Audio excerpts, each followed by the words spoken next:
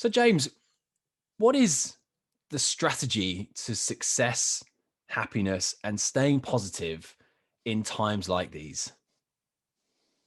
Well, the secret, Jack, is more simple than you can imagine. It's just trying to find something to feel good about. It's to focus your mind on something that feels good. And there's plenty of things to look at that feel really, really good.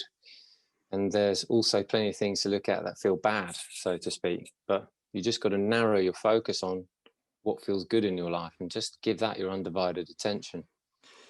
Because as somebody who also is a wonderful podcast host, the Super Soul Model series, who I've listened to your podcast so many times over, and I've had you on a previous show that I used to be on. We talked about exactly this topic, and yet that was before the world went into a complete and utter meltdown. So Yeah. I'm interested to hear your thoughts on what this year has done for you in that mindset. Well, great question, Jack. This year is unlike any year that we've ever had. I mean, 2020 has been what some people would consider a write-off, but I call it a setup. I I like call that it setup. I call it a setup. 2020, if you look at the numbers, they're a mirror. They're a mirror of what's going on inside, and they're a mirror of what's going on outside. So if I'm getting goosebumps as I'm saying this now. So if you're not feeling great inside, the outside world is going to reflect that. 2020, it's a mirror, right? You've got your 2020 vision. If you've got clear-mindedness, you're going to see it as a setup. So for persons such as myself and such as your good self, we try to take this opportunity of adversity and try to turn it into something positive. And, we always revere athletes. We always revere people who've been on the brink and managed to turn it around, like a comeback story. So why not use this as an opportunity, like myself has and your good self has, to turn it as an opportunity to put a spin on it and turn it into something positive, where you can help and add value to the world in positive, powerful ways, in which people can get out of their heads and into this victim mentality and into a place where you realize you're something more than just a victim. You're a creator. And you create by the power of your thoughts, you create by the power of your focus, and you create by what you're giving your attention to. But more importantly, you create by your tone, which is your mood and your emotional output that you're putting out into the world. So if you're feeling good, that's what you're putting out. If you're looking to add value into the world, that's what you're putting out. If you're putting out like stress, fear, anxiety, angst, which we all have, we've all been there. I know I have. That's what you're putting out into the world, and that's what will be reflected back. So keep it simple, focus on what's important to you and how you can help other people, but in the process, how you can help yourself feel good and happy on a moment to moment basis, which is a work of art in itself. Absolutely. I found this year to be an interesting one, and it's because so many people are on two sides of the fence. A lot of people I've spoken to are just like, this is the worst year of my life. Everything's gone tits up. I can't believe that, I've lost my job. Like, I've got sick. I know people that have kind of lost their life. Like, it's wrong and abysmal, and like it's all gone tits up. But then on the flip side, there's actually a lot of people I know who have had the best year of their life. And those people have either started businesses, or they've realized that what job they were in was the worst, that it was crap, and they wanted to change, or they've met someone, or they've moved to another country, or they've moved back, like whatever it might be. They've had an incredible time this year. What separates those two people? Like, what is the difference between somebody who's had the worst year of their life and the best year of their life? Not in terms of the circumstances, but just the mentality. Like, where is the difference there? Well, it's really it's a conditioning, mate. It's a conditioning that you get from when you're a child. It's your conditioning of your environment, and it's a condition of what you're feeding your mind on a day-to-day basis. So if you're feeding your mind uplifting things, you're going to be drawn to things and see things on a positive spin. But if you are giving your attention to things going wrong, then that's where your mind's going. Your mind is such a powerful tool. I consider it, and always talk about it on my shows, um, which is, it's your driver. It's the driver. Do you want to be the driver, or do you want to be the passenger of your life? If you look at the external world, you'll be a passenger. But if you want to take care of what you're putting in your mind, feeding it beautiful images, feeding it uplifting things, feeding it inspiration, feeding it victory stories of people who've gone before you, have done something brilliant, then that's what you're giving. You're giving your mind to possibility. Like for me on my show, everything that I'm about is about helping people turn from pain to possibility. And when you turn pain and you turn it 180, you've got a possibility mindset, which means is something's possible here. Something good can come out of this. That's why I called it this year as a setup. It's a setup for possibility, new possibilities. Because if you accept the old paradigms in the world, which looks as though they're breaking down on so many different levels, whether it be, you know, just look at the news, it will tell you everything. But this has been going on for decades anyway. There's always something new. But if you can just see things as a new possibility, when things break down, when there's destruction in your life, or when there's, you know, problems, you know, that can you see that as fertile ground for something better to come out of it?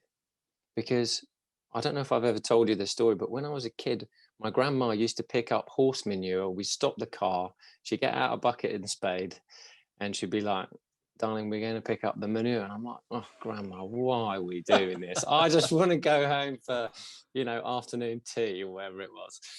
My grandma was a cordon bleu chef. She was the most amazing chef. And she was like, darling, we're picking up the manure. I'm like, oh no, oh no, how embarrassing. You know, I can't remember how old I was. I was like 8 or something like this.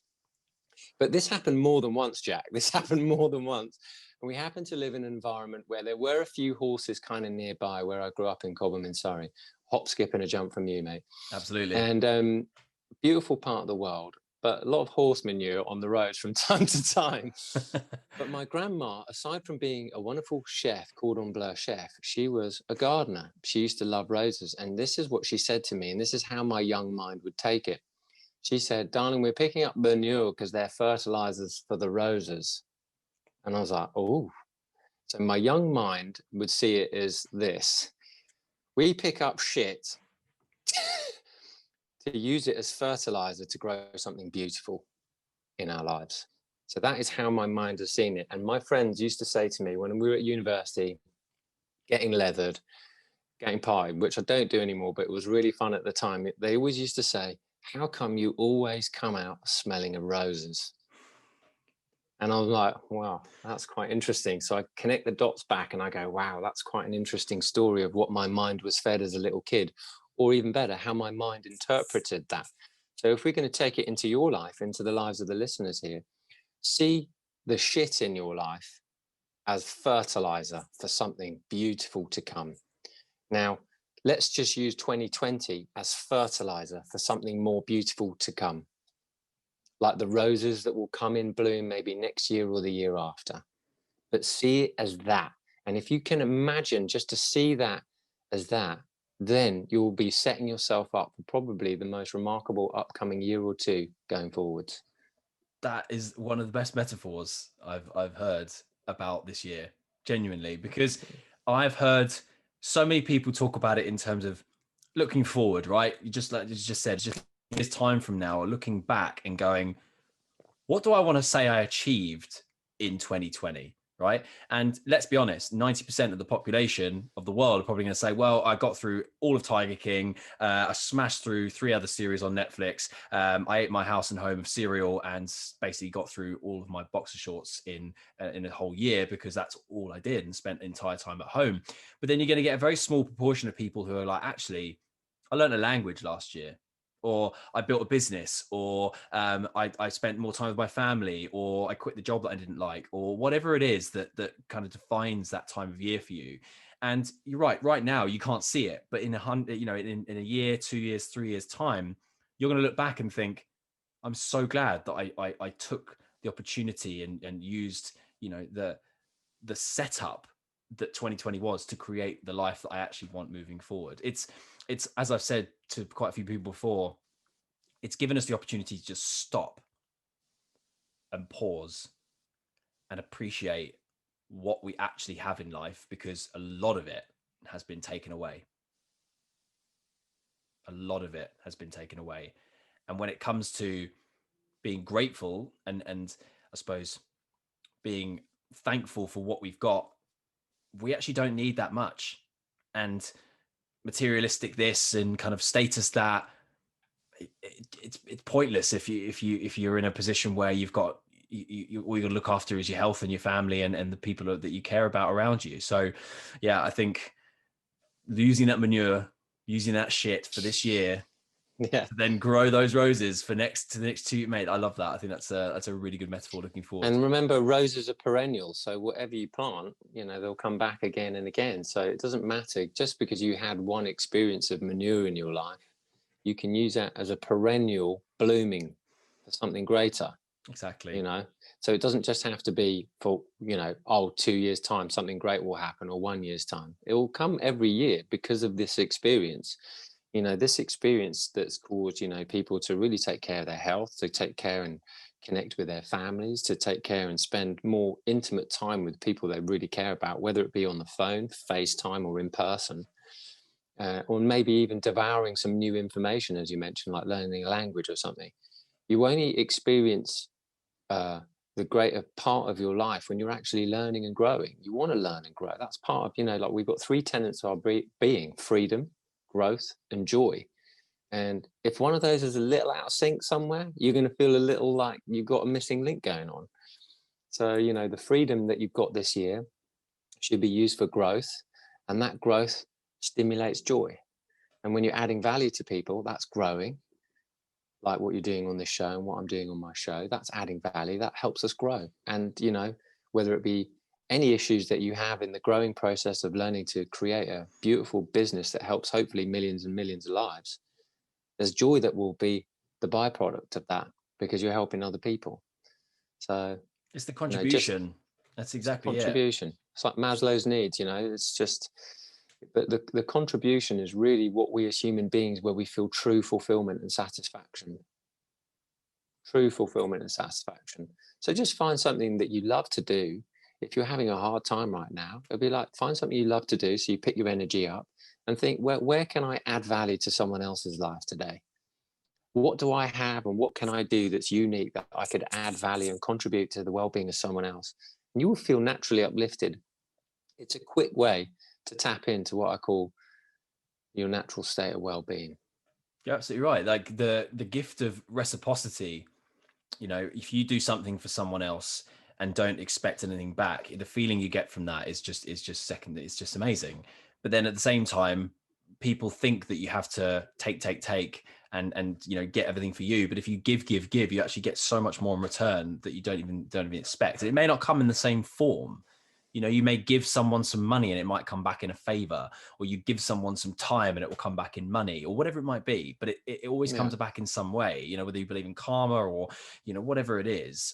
I certainly believe that, you do what's right for you and right for others, and everything will work out for you in the end. It's it's the way the world goes around. It's good. It's good.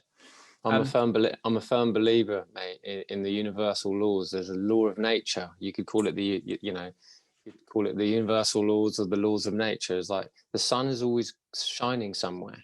It's always giving. It doesn't ever stop. So it's like life is always giving to you, but are you in the receiving mode? And when you're in the receiving mode, that means you have to be in what Abraham Hicks would call, that state of well-being, that art of allowing. I call it the state of well-being because it's your natural receptive state. And that's when you feel good. And it just means there's less resistance going on. And when there's less resistance going on, you're able to just take in all the well-being of life. And number one, you feel good. There's less cortisol in the body if we're looking at it scientifically. And your brain is just wide open, and you get to see things with your eyes that you didn't even recognize before. Now, I'm not always there, but I'm there a lot. And I always try to teach people how to get into this space. But I'll talk about that a little bit later. But this space is where you want to live, because when you live here, it's magical. But it does take like playing an instrument. You're like fine-tuning your instrument. And that's it. I've always, for those listening, James and I have known each other for a long time. And I have always known James to be a very calm, very just chilled and just so in the present moment type guy, and it's great because he's wonderful to talk to, but also wonderful to watch in that respect. And we did a show about a year ago together, whereby you filled us in on your journey through finding that stillness, that meditation, that kind of point of where you now do that on a daily basis. Am I right? 100%. Yeah, for a long time. And it's a ritual, it's a habit, it's part of it's like brushing your teeth. You do it every single day. Now, I would love to hear this story again, and I would love to share it with the listeners. But would you just fill us in on kind of, first of all, what meditation and what kind of bringing stillness to your life does for you, and then how you do it? Well, stillness, creating stillness um, is a beautiful thing, but it's an art, right? Mm, So stillness just means that there's less thought activity going on. Now, our mind is always wanting to be stimulated. We have brilliant, beautiful, fantastic minds. Your mind is either your best friend or your worst enemy. Because if we look at the secret and the law of attraction, if we just take the word law of attraction and swap it and use the word momentum, if you think a negative feeling thought, that's going to take you on a spiral, and then it seems as though your thoughts are thinking themselves, which is why there's people with mental health problems going on. And I'm only saying that from depression, et cetera, because I realized when I entered depression, that was my negative thinking going on a downward spiral, and I didn't know how to get back out. But eventually, as I learned how to focus again and start being grateful, that's when the depression started to spiral in a new direction. I wouldn't say spiral, turn in a new direction. And when I began to meditate, oh my golly, that's when the thought noise just began to just simmer, because I was able to focus on one thing at a time instead of like trying to be, oh, I'm a multitasker. You know, you get 10 points for being a multitasker. You get 1,000 points if you can focus on one thing. But focusing on undeniably, because genius is just really the ability to focus on one thing for an extended long period of time. That's why we revere athletes. That's why we revere people who are able to be so consistent. So like I'm consistent in being single-minded. And I'm fascinated because I remember Bruce Lee used to say, be single-minded and have emotional content when you're doing your martial arts. And really what he's saying is that if you're adding emotion to something with a single-minded focus, you're going to draw that to you. So if you're chucking some good vibes out into the world and you're sending love from the heart, joy, well-being, excitement, enthusiasm, boom, that's what you're sending out to the world in a single-minded purpose. Now that's what I try to do. In fact, that is my own personal discipline. Why do I do it? Because that helps me add value to the world. But at the same time, it's a win-win because I'm filling my body up with these good feeling vibes. And I'm able to remain in such an incredible state of well-being that having any lack of energy seems extremely rare to me, even when something in your life happens, like for me, my dad passing about 3 weeks ago. So, you know, even the adversities of life, things will be like a blip, but then you'll just return to that good feeling state again.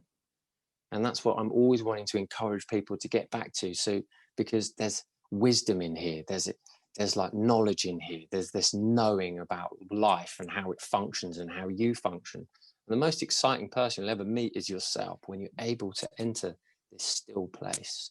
So, stillness really is the ability to do that. Um, and it really helps. Your stillness helps transform the people around you. So that's some of the greatest benefits. You know, the people in your environment who you connect with or talk to or love, they pick up on this very subtly, and they're like, oh, I love your energy today. You always want to be around people who are fun and uplifting and calm. You don't want to be around people who are freaking erratic and, you know, wobbling everywhere. You know, that's not a nice place to be, is it? And I completely agree. There's one thing that I found in the last probably 5, 6 years of my life that has come specifically from the world of technology that we live in, that you really notice when somebody is present, talking to you, keeping eye contact, really engaging with the conversation, enjoying what you're saying, contributing to what you're saying, versus somebody who is kind of away a little bit. Maybe they're like checking their phone every couple of minutes, or they're looking over your shoulder or looking through you rather than at you, and not really concentrating on the conversation because they've got something on their mind, because they've got something that's going on, because they're waiting for something on their phone, or they're worried about that Instagram post they just put out, or the meeting they've got in 2 hours time. Whereas you won't get anything from that if you're in that headspace. If you're just present and where you are in that moment and talking to the person you there, not only will you get more out of it, but you'll enjoy it more. You'll enjoy the process, you enjoy the person, you'll connect with that person more. And as we know, and it's like history has proven this, but also science has proven this, that the thing that keeps people alive for longest isn't special medicine, isn't drinking green tea every day, isn't doing all that other like some stupid health exercise. It's people, it's human connection. There was a Harvard study. I don't know if you've seen this. There's a TED talk on it. It's really cool. There's a Harvard study that's been going since 1940 odd. And it was basically where they took a load of people at Harvard University and they did a test on them. And this test was like a written thing, like, how happy are you, basically? And the whole thing is a happiness test. And they've tracked this same group of people ever since that first result in 1946. And there's only probably a handful of people left, and they're all in their 90s and whatever now. And the common denominator between every single person that's alive now is that they've all got a loving family, or they've got a great community, or they do something on a regular basis with other people.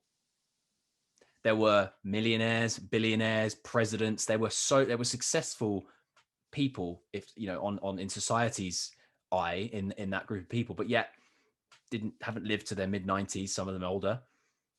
The one thing that they all have in common is that they have got a family, friends, and a community around them that keep them talking, keep them young, keep them thinking.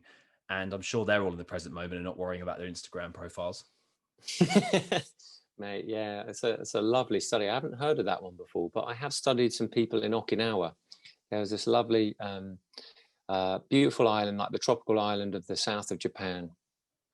And there are people who are centurions there, many of them. There's so many. I don't know if you've heard of this study, but yeah, they all have like 10, 12 people. They're all involved in the community. The old people, the elderly, the centurions are all walking around. They're all eating together. They're all, conversing with the little ones, picking kids up from school. There's just this wonderful sense of like sharing and just camaraderie.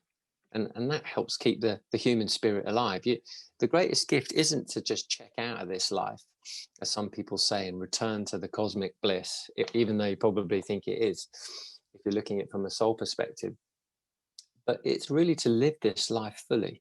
It's to live this life and realize how you actually function from this life in the optimal way. I mean, we haven't really been taught this at school, which is why I've had to go out and figure this all out by myself, being a guinea pig by myself, and make so many errors. And I'm always wanting to give people the best part of a shortcut, but it's more likely, it's more than a shortcut. It's not so much a shortcut. It's a lifestyle change about how you think and how you be in the world, because we're not human doings, we're human beings. And it's what we're being in the world. And it's that energy we're outputting into the world, which is the quality of our life. So if you can get in charge of your mind first, then once that's all sorted, you can get living inside the heart, and that's where the real magic is. Absolutely. And on that, I've read something about that place in Okinawa, the Centurion. I think they call it the Blue Belt. There's quite a few places. Is that what they call it, the Blue Belt? Yeah. I think they call it the Blue Belt. I think there's that Greece has got a certain aspect of it, and I think Cyprus have got some people. Anyway, where these people live, they also don't believe in retirement. That's good. And I find that interesting, because the word retirement, if I asked you, what does that suddenly spring to mind?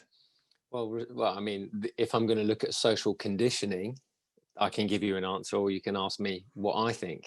Yeah. So when I look at retirement, shall I give you the social conditioning answer and then my answer? Yes, please. Social conditioning answer is you retire at 65 or whatever it is, or is it 75? And then that's it. You get your pension, and now you're entering your twilight years. In my mind, when I hear the word retirement, I'm thinking you're beginning to expire.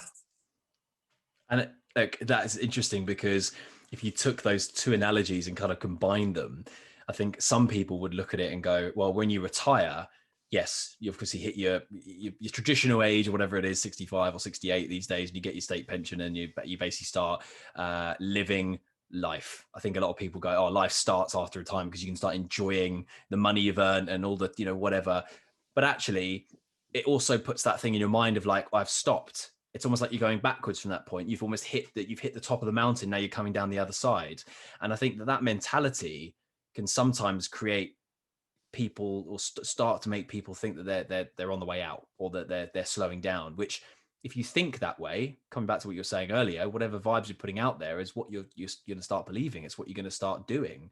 You know, it's where your energy goes, or sorry, when your energy goes, your focus flows, you know? So it's a real, I think it's a hard one, because I think that when you retire, you should be enjoying yourself, but then what's to say you can't retire a couple of times in life?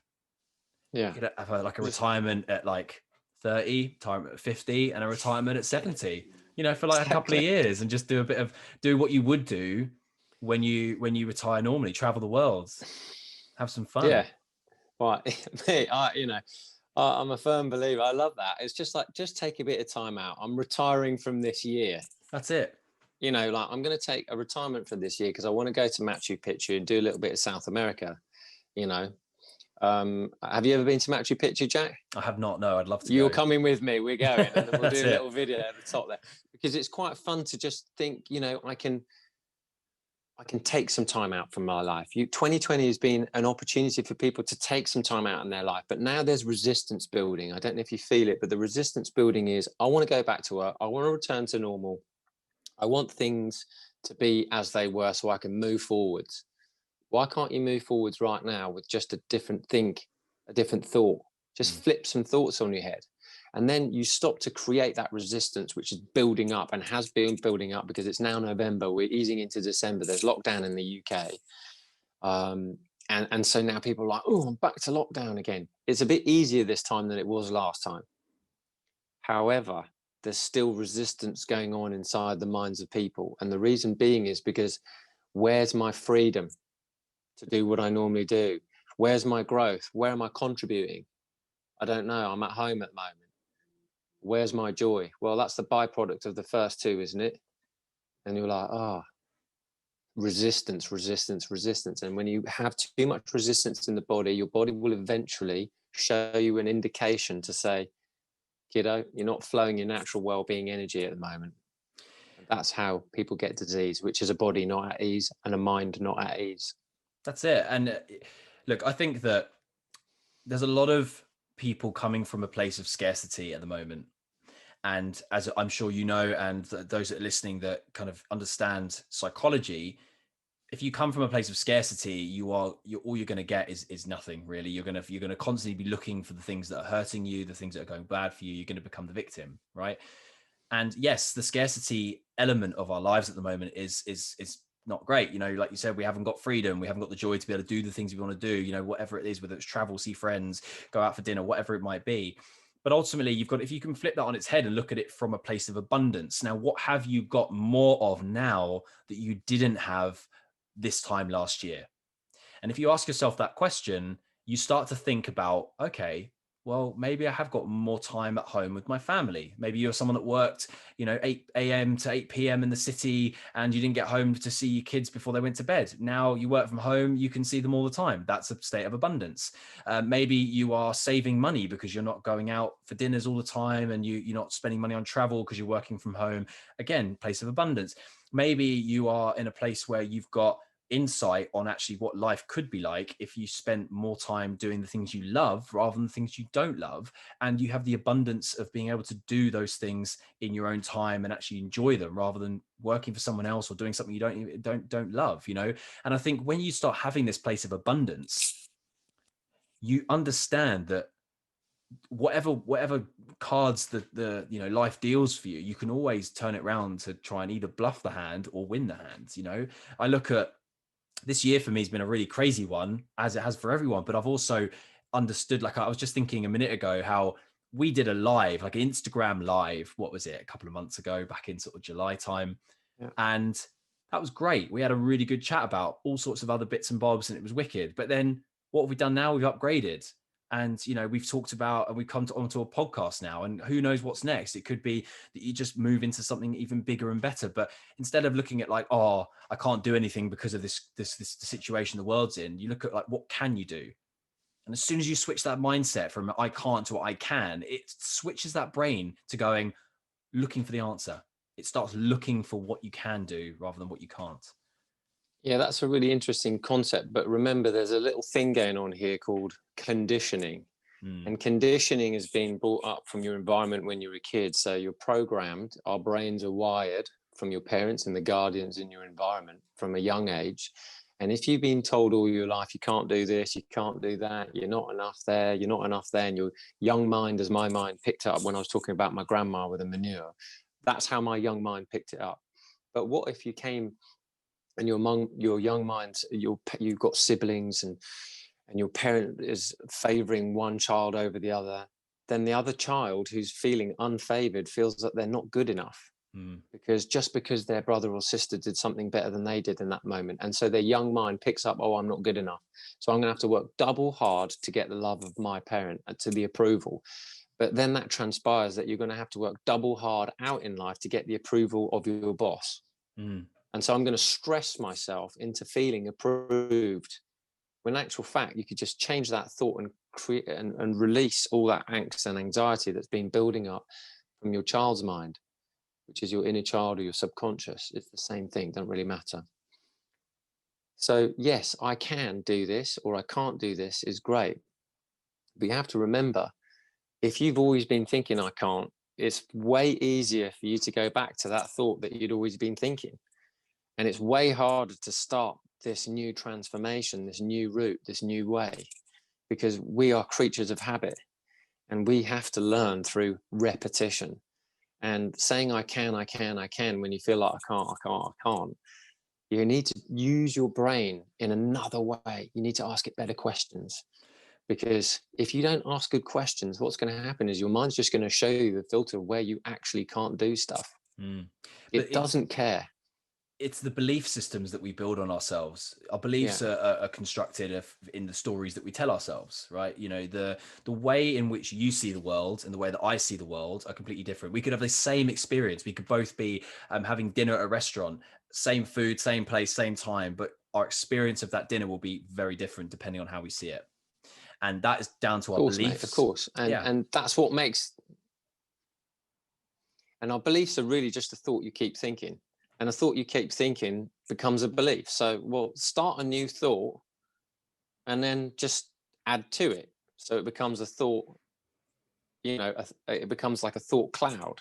So that's why you can go into an environment and it feels really good, because the thoughts and the emotions of the room feel really, really good. You're like, oh, I like this pie. This feels really good. That's because everyone's happy to be there. That's thought form and emotion in a cloud. Conversely, you can go into an environment and go, oh, this feels a bit sketchy in here. That's because everybody's thoughts are out of alignment. And so if you're subtle enough to pick up that vibe, which a lot of us are, you'll just go, hang on a minute, this feels a bit wonky. I don't want to be in this room right now. You know, and then you'll find yourself leaving. You know, I've done that when I've gone, you know, been at university and suddenly there was a fight and I'd already left already. Do you know what I mean? And it's just like little things like that you pick up going, hang on, this is not for me. I'm out. But it's really just about trying to find new feeling thoughts. How can you think a thought that feels better than what you've got? And that's why seeing 2020 as a setup moves you from pain to possibility.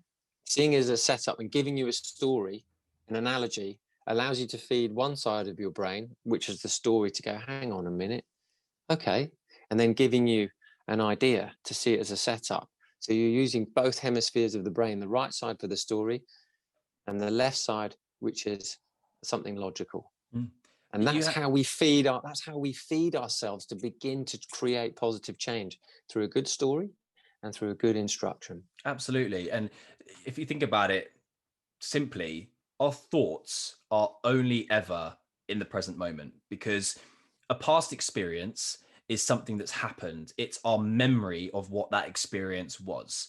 Now, going back to the having dinner with you experience, like that dinner could have been a great experience for me and a rubbish experience for you, and you would remember it in that way. Even though I could say, yeah, I had the best dinner with James, but you could, oh no, I had the worst dinner with Jack. It's the same dinner, same thing, same place. We just had a different view on it. So our construct of our thoughts in the past will absolutely have a effect on our thoughts going forward, because then next time we want to have dinner together, you may have a different opinion on it than I would, because your experience of it last time wasn't that great.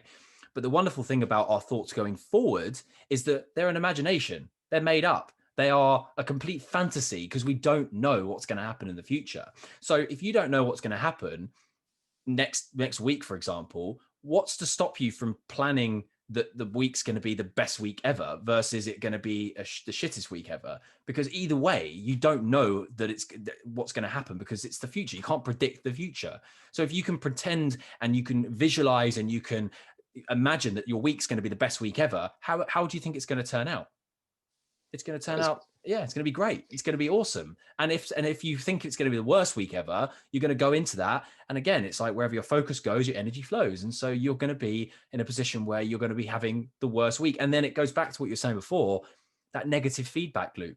You know, you get something bad happens and you reassess it and you compare it and negative and negative and negative, and then you end up getting into a really bad state. I mean, if you want to cut it, I want to go back to something you said earlier, which was if we had a dinner and then the next time, you know, what's it going to be like? Well, that's why I have this certain habit that I do every single morning to set myself up about how I want to feel and how I want the day to go. Now, it's a very focused habit that I do, and I write things down. I write things down how I want to feel for that day and how I want the certain activities I want to do, such as this podcast, to go. So I write an outcome of how I want it to go in the present moment. And I ask the universe or the universal mind or my mind, which is all the same thing, to help me so I get absolute clarity about how I want this to go. And then I've also got another list of the emotions I want to feel. I want to feel good. I want to feel happy. I want to feel relaxed. I want to feel ease. I want to feel confident. I want to feel powerful today. I want to feel in my flow. I want to see beautiful things. I want to receive an unexpected gift today. And so I set my mind up every single time. Now, if I'm going to go out for dinner with you, again, for the second time, and the first time was a bit wobbly, I'm going to say this. I want to have the most wonderful meal and have such a laugh with Jack. And I want us to both go away having had a win-win meal where everybody's happy. I always say this and do this before I enter something important, a next segment, whether I go to a casting or I'm on a job or I'm doing an interview or I'm being interviewed. I set my mind up for success by being absolutely single-minded about what it is that I'm wanting to have experience in that next chapter of my life. Because like I said before, you're either a victim or a creator.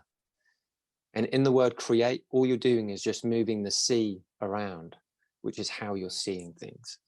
So see things differently and you'll become a creator. Otherwise, you're just a reactor. Oh, it's like... which is you're reacting to what happened last time. And most people are reacting to what happened last time. So if this is what happened last time, your mother-in-law story. Oh, she was a donut last time. She's going to be a donut this time. But that person's a knob. Okay, that's because you're looking at the energy you were outputting the last time you saw them. Now, when you do something like that exercise that I do, and after you've done a meditation, after you've got yourself in a good feeling mood, after you've done some exercise or whatever, however you start your day up, do it after that. So your mind is in a really good place. Then you get some real clarity on what you're wanting to output. You're going to be mesmerized by what happens to you. Absolutely mesmerized. And I would say 100% do not believe anything I've just said in the last 2-3 minutes until you try it yourself. Because I'm not a teacher. I'm merely showing you a way. But you have to have your experience, and that experience is your teacher. And that's always what I say on my shows, on my podcast, Super Soul Model Series.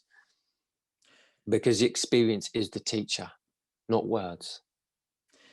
I heard a quote the other day which fits so nicely into this, which is you can borrow knowledge, but you can't borrow experience.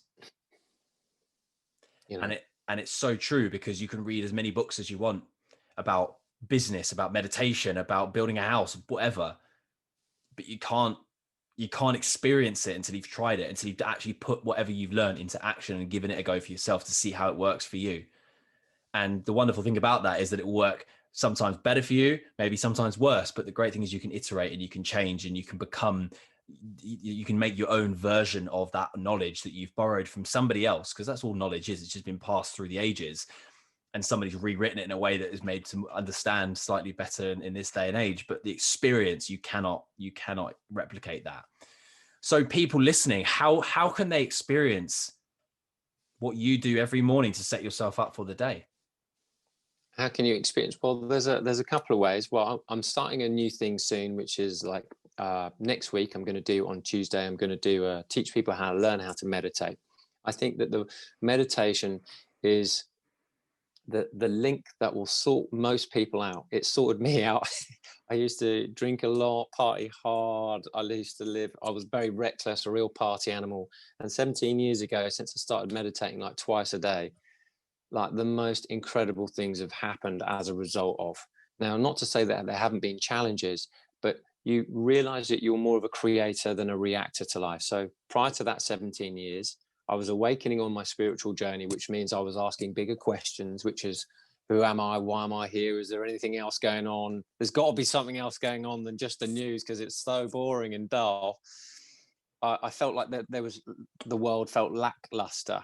And I had to ask the question, is there anything else? And that's when my spiritual awakening happened. But that led me to meditation, because I was asking a question, which is, remember, when you ask a question, you get an answer. So the better questions you ask yourself, the better answers you're going to get. Is there another way I can live life that's better than what I'm doing? And that's when I learned, that's when I was led to meditation. And I got 3 signs in a week. And I was just lucky enough to be like, oh, I've had 3 people tell me about meditation this week. And so what I'm wanting to do is share with people how to meditate really easily, and know that you are having the experience of meditating when you're doing it. So what I'm going to do is create a free webinar where people can come on and learn how to meditate with me. And it will be like limited spaces, but I'm going to share it with you on the show here. So people can get the link to the tickets as and when it's ready. And I think it's going to be next week on Tuesday. And so we're going to be limited spaces, but I want to teach people how to have the experience of meditation, because when you realize what you're actually doing and how to enter a little bit more stillness, your natural energy shoots right back up and you tap into your natural well-being. And that's where the magic is. Now, that takes practice, like playing an instrument or learning a language. It is what I call soul brushing. You brush your teeth every day, you brush your soul every day. Why? Because you feel good and it keeps you well. What's going to happen in that space, in that stillness? Stillness is what you're going to get. And in that stillness, that just starts to feed out into your day in drips. Like little things begin to happen for you. You begin to see things a little bit more clearly than you did before. Things start to work out for you in new ways. You're like, so it's just really about learning people to get into a good habit of tapping into your natural well-being. And this is the best place to start. I have always found meditation hard. And I find it because I can't sit still. I don't know what to think about, if anything.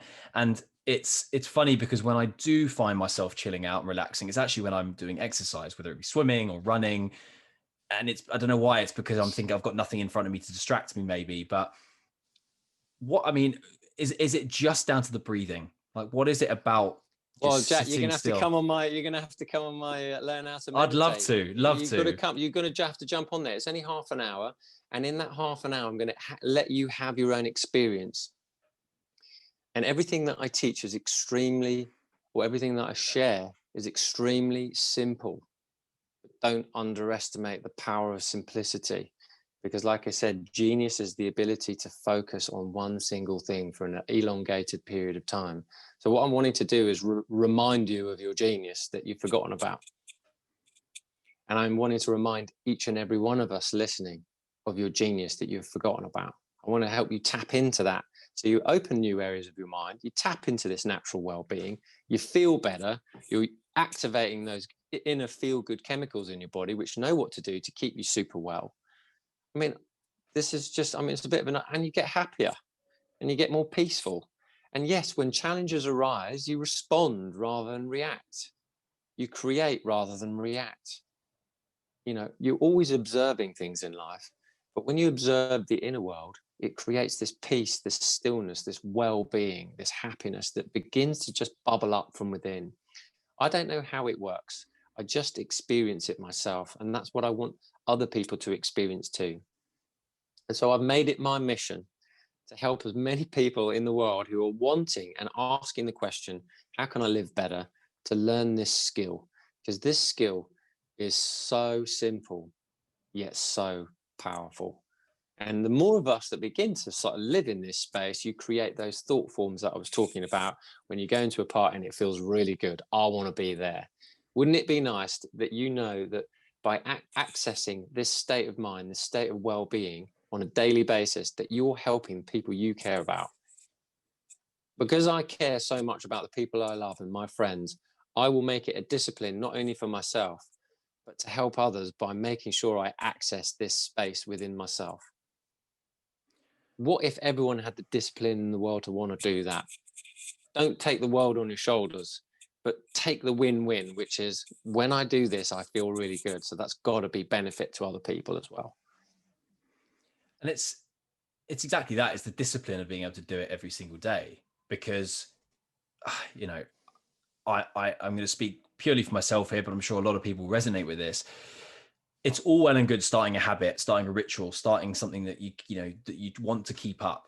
But the discipline is doing it even when you know you don't want to, or you don't feel like doing it. And that's the hardest bit, isn't it? That sitting, whether it's going for a run or whether it's sitting and meditating, but doing it on a day-to-day consistent basis allows, and allowing yourself to just to get on with it and do it and feel it and experience the power that it has, I think is the hardest bit. I don't think it's the actual process of meditating itself. You've hit the nail right on the head. The hardest thing in the world is consistency, because Joe Dispenza said this very, very well, actually. Joe Dispenza wrote a book called Supernatural, and breaking the habit of being yourself. And I met with Joe and saw him about 10 years ago. And he is a doctor. He studies cells and things like that as well. And he's discovered that, saying that when you are learning something, you're learning it from the mind. Once it becomes a habit, it's stored inside the body. So the reason why we like to do the things we've always done is because it's already locked in the body. It knows, like driving, for instance. You know how to drive, and it's locked in the body, but you had to learn several times how to drive and how to maneuver on the road before that became locked in your body, right? That's it. So that becomes a habit locked in your body. But the initial thing means you have to use your mind so much to create that repetition, to create that sense of safety, certainty, and confidence in your ability to drive. Now, very much like meditation or any habit that you're starting, whether it be learning a language, you have to use your mind to go, I'm going to do this. Why? I'm doing this for the purpose of wanting to feel better. I wanting to feel good. I wanting to feel happy. I know that I've given myself enough reason that this has got to be a benefit for me. And also having the experience of going, I don't know where this is going to take me. That's what really lit me up. If I meditate every day, my meditation teacher, his name was Colin, and he goes, James, you're going to pay me for something, and I'm going to teach you something that you do so naturally, and it's going to give you the most profound benefits, but I can't tell you how and when they're going to show up for you. And I was like, oh, give me some certainty, please. I need some results, because we always think if I do this, I'll get this. Of course. But really, when you do this, you're going to get an emotional change. And also when you do this, you're going to get a chemical change. And when you do this, your brain's going to open up and you're going to have better memory. And when you do this, your happiness levels and serotonin, oxytocins, and dopamine is just going to shoot right up. And then you also may find yourself being drawn to new drinks and food that you never thought you would ever be interested in. And that's because of the chemical change in your body. And all these feel-good things happen when you begin to quiet the mind and you let your natural vibration and frequency raise into natural well-being. That's what's going to happen, but I can't tell you how, when, why, what. But you've got to be at least curious enough to go, if I did it and I did it for long enough, I wonder what would happen to me. Because the greatest gift you'll ever find is what's inside. It's not outside in that external world. It's having that intuition, isn't it? It's having that intuition to believe that you can change the way you feel by doing something of a daily practice consistently every single day. It's like as you said, the results driven mentality is unfortunately the way that we are. You know, it's you want to get something for something. And so if you were to pretend that meditation was like putting a pound in a jar every day, what would you have after doing 30 days of meditation? You'd have 30 pounds, you know, you'd have more money than when you started. So it's like that, you know, doing that daily 10 minutes, 5 minutes, whatever it takes, just to get your mind to a state where it's just calm, cool, collected. It will become easier as you go on through the month and then on through the year. But as you said, it's instilling that habit inside you. I think there's the rule of thumb is 21 days to form a habit, another 21 days to make it stick, and then another 21 days after that to make sure it's there for good. So what's that, 60 odd days? Okay, so for me, in my process, I'm a bit different, man. So when I look at myself as my guinea pig in my own experience, I think that the scientists and the people who've come up with those stories of 21 days, etc., I think there's got to be some truth in that for some people. But for me, once I've done something for 6 months, then I know for sure I've locked it in. Because I want to know for sure I've locked it in, because then my life is forever changed. And if you're experiencing a lot of stress right now, you know, if you're experiencing a lot of, you know, trouble, challenge, then this is exactly what you want to start learning how to do. Because this is the exact solution to that. But the thing is we've never been taught necessarily by your parents. You're not being taught by school because it's not, you know, in the curriculum. And, you know, I'm trying to sort of debunk the idea that it's too far out there or anything like that. You want to get inside. This is where the magic is. It's not out there. But once you get this centered space, this harmonious space, this feel-good space, this happier space, the outside world will reflect what's going on here, because it's your mood. When you feel good, good stuff happens. When you feel bad, bad stuff happens. Why is that? And that's because what you're focusing on and what your output, that's what you're sending out. And when you meditate, you feel good. You feel better. You feel more clarity. You feel much more well-being, natural state. Boom, that's your output. That's what's sending out. So you're going to mix it up and rendezvous with people and things that are on that frequency. So that's going to reduce your stress immediately, because you're going to be going, wow, that's nice. That worked out. That worked out. That worked out. For me, going to the beach now, getting a parking space is just a done deal when it's all full. And this should be exactly the same for you. I want things to work out for you in ways you didn't even realize. And that really helps when you tap into this natural state of well-being that is just within you. That's all it is. It's simple. But it does take, as you say, that practice, which is the hardest part, which is consistency. When it comes to consistency, what would you give somebody as a parting tip in terms of how could you start being as consistent as possible with this starting now? Well, you've got to have a why. Yes. What's your why? What's your why? Why do you want to do it? So for me, when I started, my why was my life's not in the shape I want it to be. I feel like I've got addictive behaviors that are not really helping me. You know, I don't know if I'm happy or depressed. You know, I feel like I'm completely out of control. Or it could be, you know, so that was me, but that was probably a bit more, you know, a bit more serious for than maybe some of your listeners. But for you, it might be, I've got a lot of stress. I want to see if there's another way of living. For me, I've got kids, or, you know, like, you know, I've got my head's hurting. I've got headaches. I've got migraines. I've got, you know, tight shoulders. You know, I just need something different from what I'm doing. I need to have something to invest in myself, a new skill to learn. So if your why is like, I'm too stressed and I want to find a new way that can work, which isn't detrimental to my health anymore, which is how I used to think, then this is a great way. So first find out what your why is. And if your why is strong enough, then that's great. But if your why is not strong enough to remain consistent, then I would say, this is going to probably sound really bad, but I'm going to say it anyway. You need to experience a bit more pain. Because when the pain is too much, you will move to possibility. But if you're not experiencing enough pain yet, you won't move to possibility. And that's always what I'm wanting to share with people, possibility. Because that's where I was. I had to feel my pain.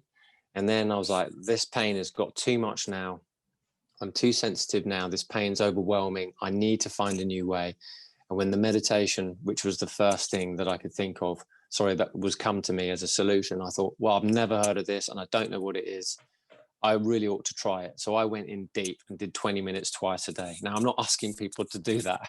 I'm just asking people, if you want to get the ball rolling, start small and gather momentum.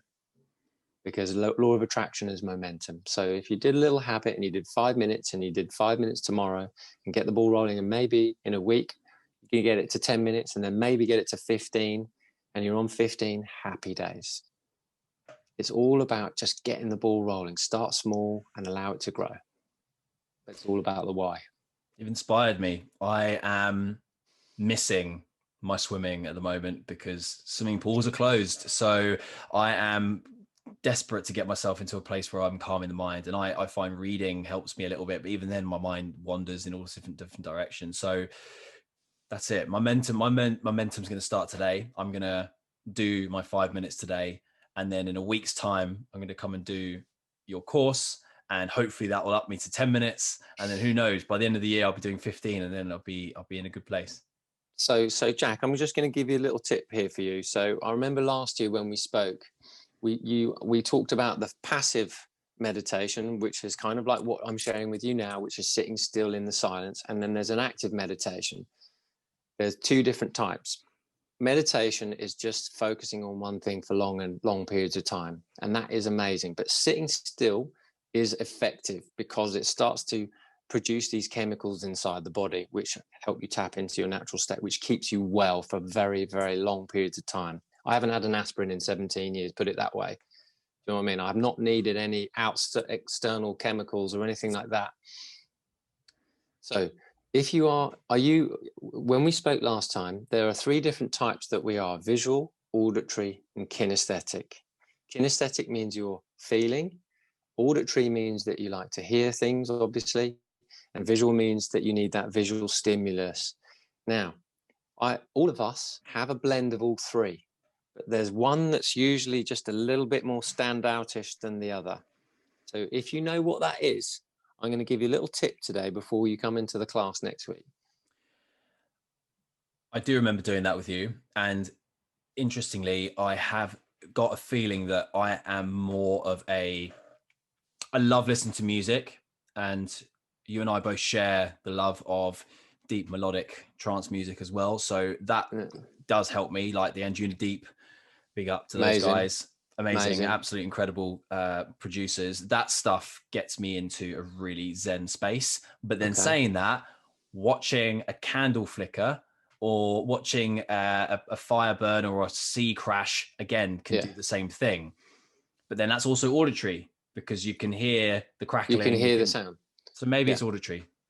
So maybe it's auditory. Okay. I'm just thinking about the swimming as well for you as well, because you like to be immersed in the water. So for me, but the swimming is also the sound, because actually it is the sound, because when I swim, I can't hear anything other than just the swishing of the water, and that in itself is quite soothing. Because when I run with music or with podcasts or whatever it might be. So I'm listening to that, and I zone out. So let's go with auditory. I'm an auditory. Oh, you're an auditory guy. Okay. Yeah. So what I would recommend for you, and then for the listeners, I'm going to do another 7-day course of 7 different ways to meditate, basically. And it depends on each one of you about what your main, what's the sense is. And then I've got some other things of which to do, because all it is, it's just about the result or the ending outcome you want to be able to do is just touch this silence, touch this stillness.